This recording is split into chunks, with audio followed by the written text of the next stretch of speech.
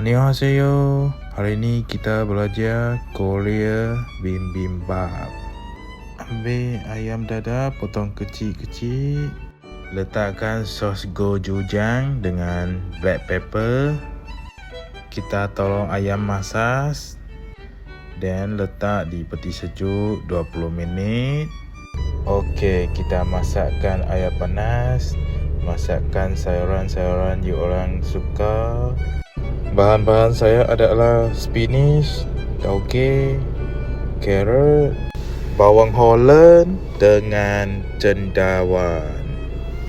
Okey, lepas 20 minit kita letakkan ayam, letakkan sos gochujang dengan gula sedikit.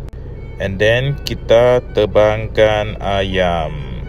Okey, semua sudah siap. Kita ambilkan pinggan ke, kontainer ke, letak nasi, susunkan semua-semua yang cantik.